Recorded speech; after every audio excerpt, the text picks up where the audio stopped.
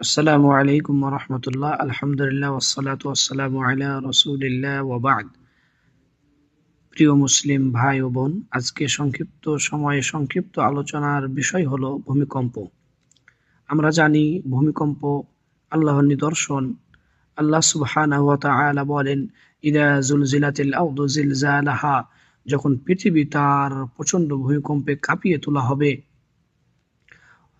আল্লাহ সুবহানাহু ওয়া তাআলা আরো বলেন, ইয়া আইয়ুহান নাসু ইত্তাকু রাব্বাকুম ইন্না জালজালাতাস সাআতি শাইউন আযীম। হে মানুষ, তোমরা তোমাদের প্রতিপালককে ভয় করো। নিশ্চয় কিয়ামতের ভূমিকম্প একটি ভয়ঙ্কর ঘটনা। কিয়ামতের ভূমিকম্প অত্যন্ত ভয়ঙ্কর, যা সবার ধৈর্য ছিন্ন করে। আল্লাহ রাসূল সাল্লাল্লাহু আলাইহি ওয়াসাল্লাম বলছেন, লা তাকুমুস সাআতু হাত্তা তাকসুরাজ জালাজিলু। কিয়ামত আসার আগে ভূমিকম্প বৃদ্ধি পাবে।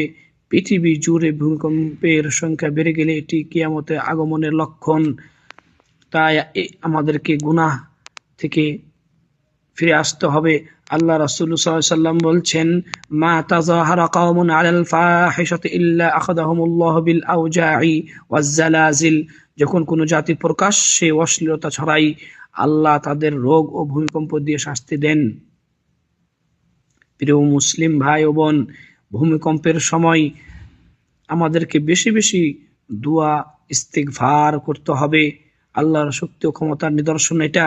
পৃথিবী এবং সব কিছু আল্লাহর হাতে। আখিরাতের কথা আমাদেরকে বেশি বেশি স্মরণ করতে হবে। গুনাহ থেকে ফিরে আসতে হবে।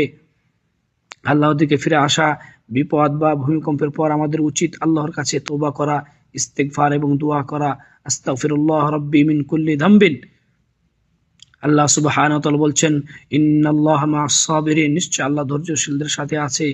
এ সময় আমাদেরকে ধৈর্য ধারণ করতে হবে, ইবাদত করতে হবে। বিশেষ করে 5 ওয়াক্ত সালাত, দান, সদকা, কোরআন তিলাওয়াত বাড়ানো উচিত এবং আল্লাহর কাছে ফিরে আসার সুযোগ এটা আমাদের।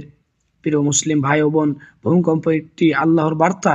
এটা আমাদের আখিরাতের প্রতি মনোযোগী করে। গুনাহ ত্যাগ করা, তওবা করা, ইবাদত বৃদ্ধি করা, এটাই আমাদের কর্তব্য। তাই আমরা দোয়া করব বেশি বেশি, আল্লাহুম্মা ইহফাজ বিলাদানা ওয়া আহলানা। হে আল্লাহ, আমাদের দেশ ও জনগণকে রক্ষা করুন। আমিন। আসসালামু আলাইকুম ওয়া রাহমাতুল্লাহি ওয়া বারাকাতুহু।